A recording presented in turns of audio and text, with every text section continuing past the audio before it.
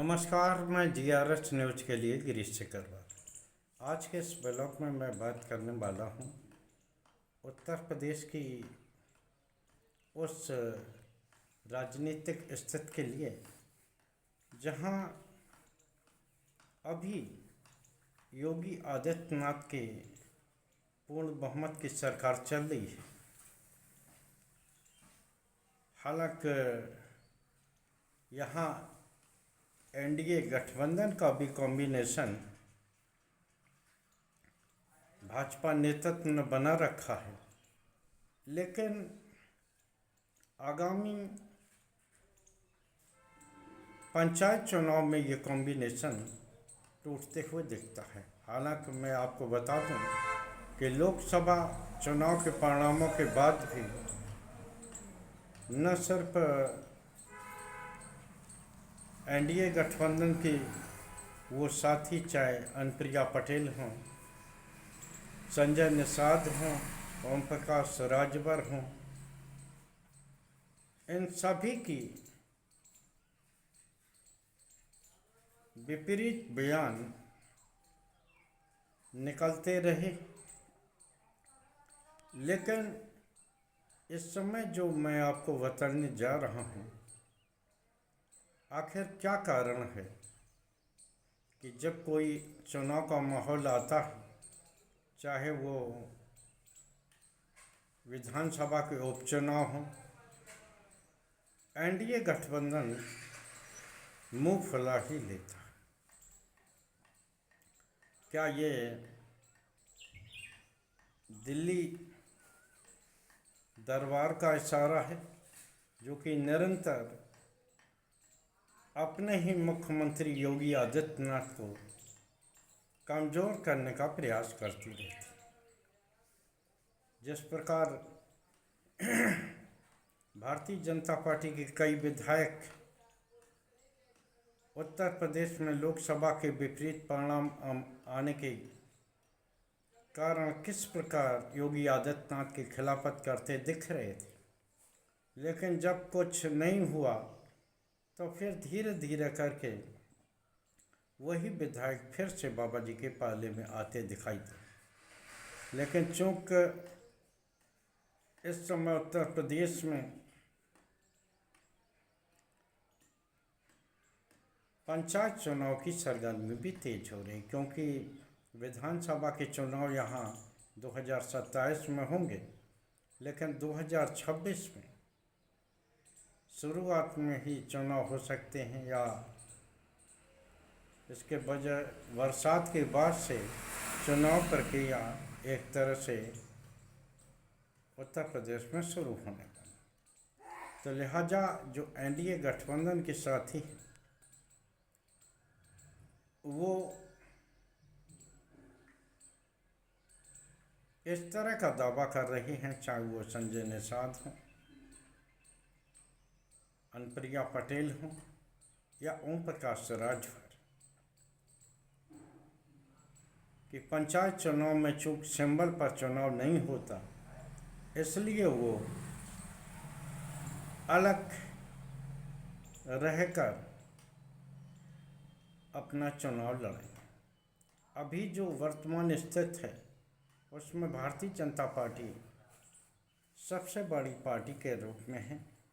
जिला पंचायत सदस्यों की बात हो, उसमें भी 75 जिला पंचायत अध्यक्षों में 67 भारतीय जनता पार्टी के। इसी प्रकार ब्लॉक प्रमुख जो हैं, अधिकांश भारतीय जनता पार्टी के। तो लिहाजा 2027 में जब विधानसभा के चुनाव होने हैं, इससे पहले पंचायत चुनाव को ये सभी गठबंधन साथी एक तरह से सेमीफाइनल मानते हैं, और ये चाहते हैं कि अगर इसमें कोई अच्छा प्रदर्शन उनका दल करता है, तो इसके आधार पर 2027 के विधानसभा चुनाव में सीटें मांगने में उन्हें निश्चित तौर पर आसानी होने वाली। केवल जयंत चौधरी ही ऐसे हैं जो कि खुलकर इस बारे में कुछ नहीं कह रहे हैं, लेकिन जिस तरह से वक्फ संशोधन बिल के समर्थन के कारण सबसे ज़्यादा उनके पार्टी में ही मुस्लिम नेताओं का जाना हुआ है, जो कि सीधे समाजवादी पार्टी में गए। निश्चित तौर पर मैंने अपने ब्लॉग के शुरुआत में ही जो ये बात कही कि क्या ये दिल्ली दरबार का इशारा है, इसलिए लगता है क्योंकि अचानक से पहले भारतीय जनता पार्टी के विधायक अपनी ही सरकार की कुछ योजनाओं को लेकर आपत्ति जाहिर करते हैं और बाद में गठबंधन के साथी सरकार की योजनाओं में, जो कि सरकार में भी शामिल है, इसमें भी मंत्री बने बैठे हैं और वो भी सरकार की एक तरह से खिलाफत करते दिखते हैं। मैं आपको बता दूं कि गठबंधन भले ही यहाँ दिखाई दे रहा हो, लेकिन अगर यहाँ गठबंधन न भी किया जाए तब भी योगी आदित्यनाथ पूर्ण बहुमत की सरकार अपने बल पर चला रहे हैं। लेकिन लोकसभा या अन्य चुनाव के मद्देनज़र इस तरह का कॉम्बिनेशन दिल्ली दरबार के इशारे पर यहाँ बिठाया गया है, चाहे संजय निषाद हों, जयंत चौधरी हों, ओम प्रकाश राजभर हों, इन सभी लोगों को इसीलिए रखा गया है जिससे कि इनका जो वेस्ट वोट है वो भी भारतीय जनता पार्टी के पाले में जाता है। लेकिन जिस तरह से पंचायत चुनाव में ये सब दल बिखरे हुए दिखाई देंगे या जिस तरह का दबाव बना रहे हैं, तो इसके पीछे कहीं अपने अपने राजनीतिक दलों के जनाधार को बढ़ाने की चिंता है या वास्तव में ये भारतीय जनता पार्टी में पर दबाव बना रहे हैं, ये आगे देखने वाली बात होगी। लेकिन जिस तरह से हर चुनाव के दौरान पहले भारतीय जनता पार्टी के विधायक अपने मुख्यमंत्री की खिलाफत करते हैं और बाद में अचानक से सरकार में ही सहयोगी एनडीए गठबंधन के साथी इस तरह का, ऐसी ही स्थिति बिहार चुनाव में भी देखी जा रही है। मैं इस संबंध में आपको इस प्रकार का वीडियो बता भी चुका हूं कि किस प्रकार बिहार में चिराग पासवान ने एनडीए गठबंधन की फूट डालने में काफ़ी बड़ी भूमिका अदा की है। इसकी पंचायत करने के लिए ही प्रधानमंत्री 29-30 मई को बिहार में रहने वाले हैं। कल भी एक ऐसी घटना घटी जिसकी जानकारी आपको देना जरूरी है, क्योंकि ये भी बिहार से जुड़ी घटना। नीति आयोग की बैठक के मद्देनज़र कल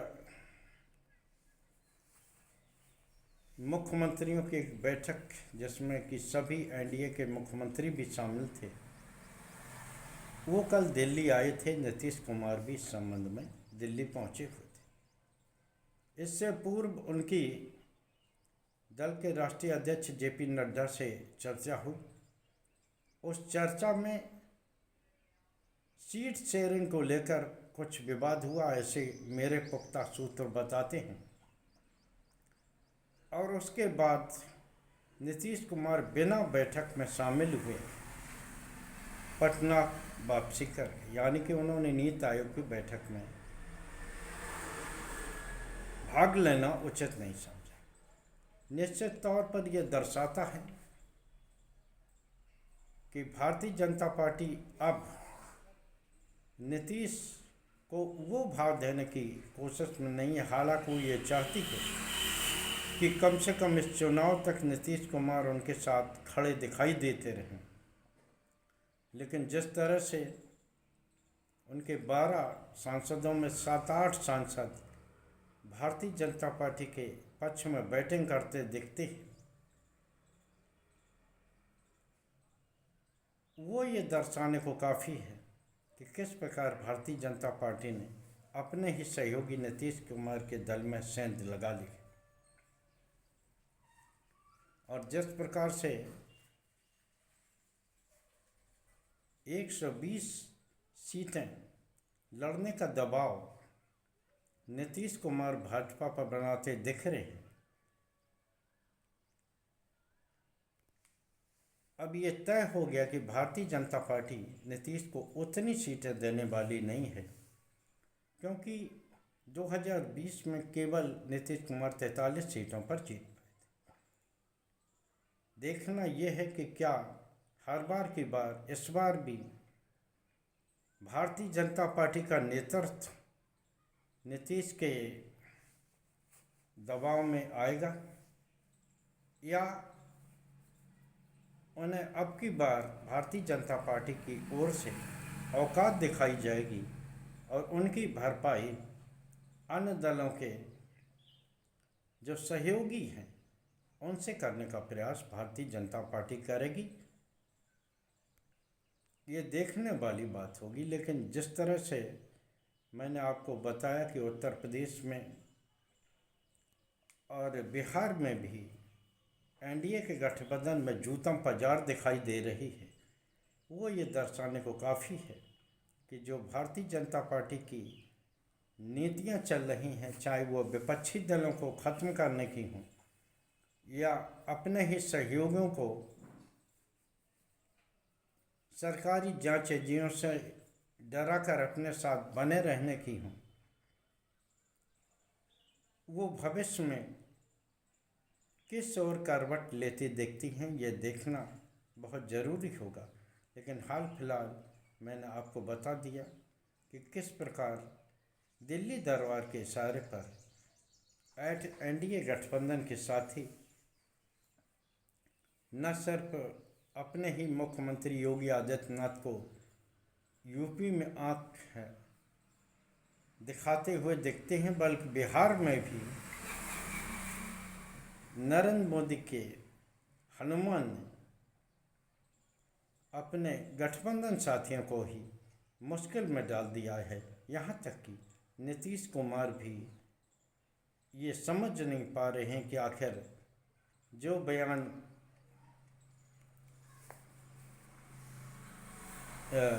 चिराग पासवान जारी कर रहे हैं ये उनका अपना बयान है या दिल्ली के इशारे पर इस तरह के बयान दिलवाए जा रहे हैं। आज के ब्लॉग में बस इतना ही। जय हिंद, जय भारत। कल फिर किसी नए मुद्दे पर आपसे जुड़ने का प्रयास करें।